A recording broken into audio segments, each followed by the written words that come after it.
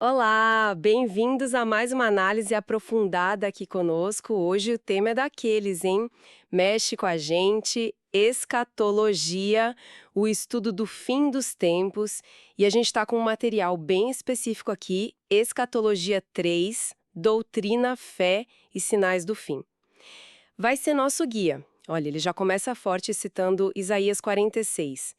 Lembrai-vos das coisas passadas, que anunciam o fim desde o princípio. Isso já coloca a carta na mesa, né? A perspectiva da fonte sobre Deus saber o futuro. Então, nosso objetivo aqui é destrinchar como essa fonte específica vê a escatologia. Não é um panorama geral, tá? É focar nesse material. O que ela diz que é escatologia, que tipo de fé ela acha essencial para entender isso e, claro, os sinais do tal fim dos tempos, segundo ela.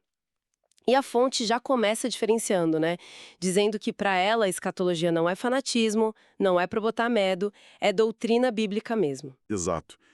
E essa abordagem como doutrina já vem com um pré-requisito, digamos assim, segundo o texto, ela só faz sentido, só funciona na prática para quem tem um tipo bem específico de fé. O material até cita 2 Tessalonicenses porque a fé não é de todos. A leitura que eles fazem é que a fé cristã, nesse contexto, não é uma coisa humana universal que você decide ter. Seria um dom de Deus. Isso já meio que filtra, né? Quem, segundo essa visão, consegue realmente captar essa doutrina. Uhum. E não é qualquer fé, né? O texto parece separar bem as coisas. Ele pega a definição lá de Hebreus 11, fé é o firme fundamento, é a prova das coisas que não se veem, e contrasta com o que chama de fé puramente humana.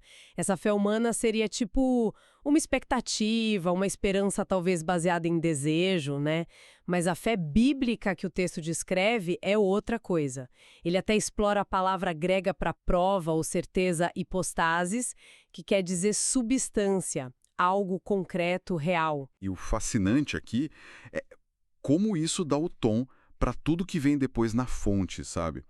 A fé bíblica é mostrada como algo que desafia a nossa lógica comum.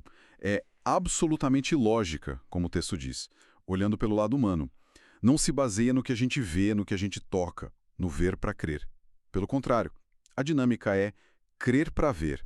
É confiar totalmente no que está na Escritura, assumindo que aquilo tem substância, realidade própria, independente de prova externa ou de você entender tudo na hora. Não é só uma ideia bonita, sabe? É apresentado como algo tangível, mesmo não sendo físico. Entendi. Faz sentido essa base.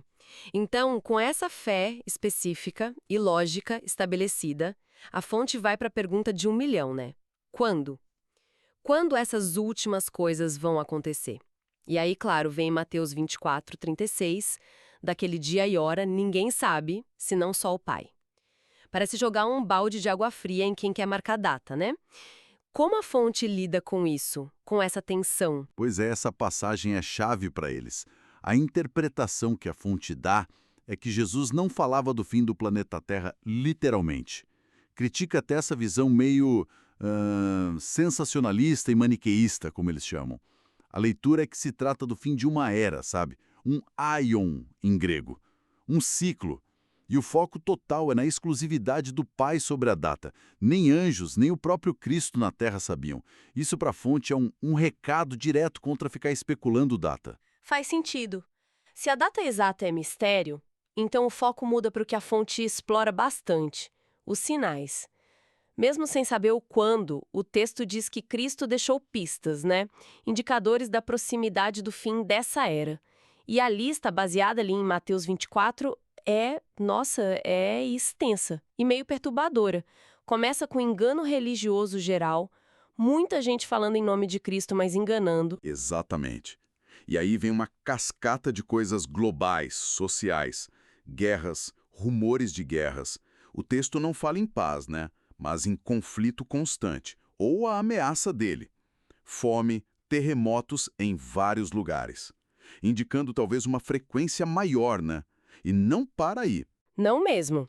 A lista continua com coisas que afetam direto quem segue essa fé: perseguição, prisão, até morte por pregar o evangelho. E na sociedade em geral: escândalos, traições, um ódio que se espalha.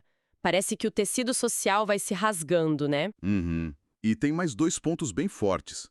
Falsos profetas surgindo e não só falando mentira, mas conseguindo enganar a muitos. Isso sugere um poder de convencimento grande. E como resultado, talvez, o aumento da iniquidade, da maldade mesmo, que leva o amor verdadeiro a esfriar entre as pessoas. É um quadro bem sombrio do mundo. E o curioso é que no meio desse caos todo, a fonte destaca um sinal que parece na contramão: a pregação do evangelho chegando a todas as nações, como testemunho. Tipo assim, quanto pior fica, mais essa mensagem se espalharia.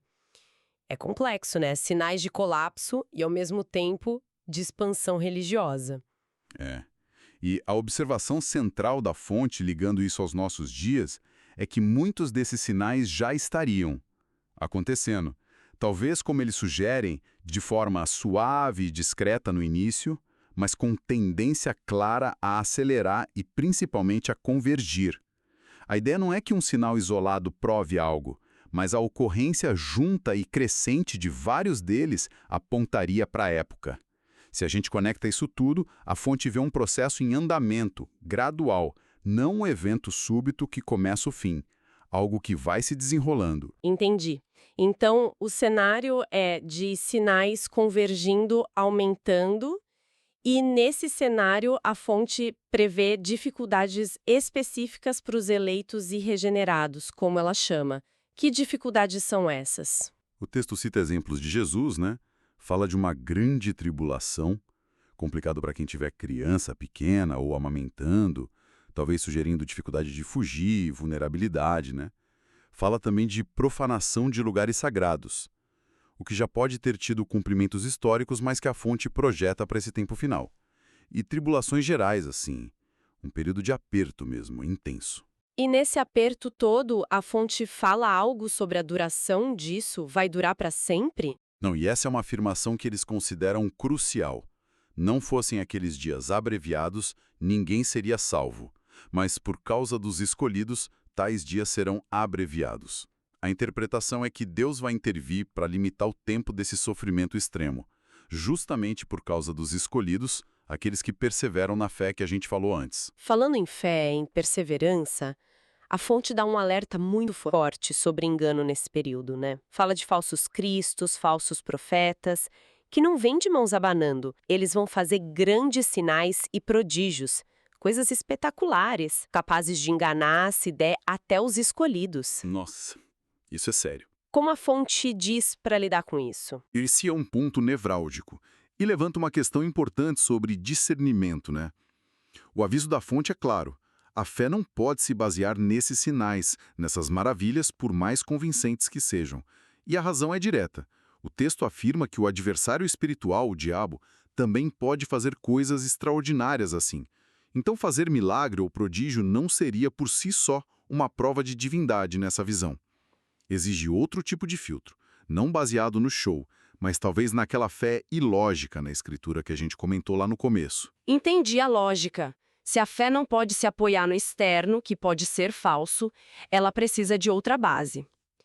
E depois dessa fase de engano com falsos milagres, qual seria a próxima etapa, segundo a fonte? Depois dessa tentativa de simulação da vinda de Cristo, como eles parecem ver, a descrição vai para fenômenos cósmicos mesmo, são imagens muito fortes. O sol escurecendo, a lua sem brilho, ou talvez com luz avermelhada, tipo sangue, estrelas caindo do céu, que pode ser literal ou uma metáfora para poderes celestiais sendo abalados. E as potências do céu sendo abaladas. Sugere uma quebra no equilíbrio do universo mesmo. Linguagem impactante. A fonte tenta, sei lá, conectar isso com o que a gente entende hoje do universo. Sim, tenta. E é interessante. Fazem uma nota meio especulativa ligando essa linguagem a coisas que a astronomia vê ou prevê. Menciona o deslocamento de asteroides, meteoros, corpos celestes grandes que podem cruzar com a Terra. Levanta a possibilidade de que esses eventos cósmicos da profecia possam ser impactos mesmo, ou desequilíbrios na gravidade do sistema solar por causa desses corpos afetando a Terra. É uma tentativa de criar uma ponte, né, entre a profecia antiga e a ciência, mas sempre dentro da visão deles, claro. Ok. Então passamos pelos sinais na Terra, tribulações, engano sofisticado, abalos cósmicos e aí, finalmente, como a fonte descreve a vinda de Cristo mesmo. A descrição que o material traz é em duas fases bem distintas. A primeira seria um evento surpreendente e o ponto-chave não visível para o mundo todo. A fonte interpreta como um resgate, um arrebatamento da igreja, ou seja, dos crentes fiéis, que estariam sofrendo perseguição forte num sistema global opressor. Seria uma retirada, assim, estratégica, para proteger. E a segunda fase? Qual a diferença? Essa segunda fase é o que o texto chama de parousia, uma palavra grega para presença, vinda. Essa, sim, seria uma manifestação gloriosa, poderosa e visível para todo mundo na Terra. E o objetivo dessa vinda visível, segundo a fonte, seria outro. Seria para julgar as nações e estabelecer justiça no mundo. Cumprir outras profecias sobre o reino de Cristo.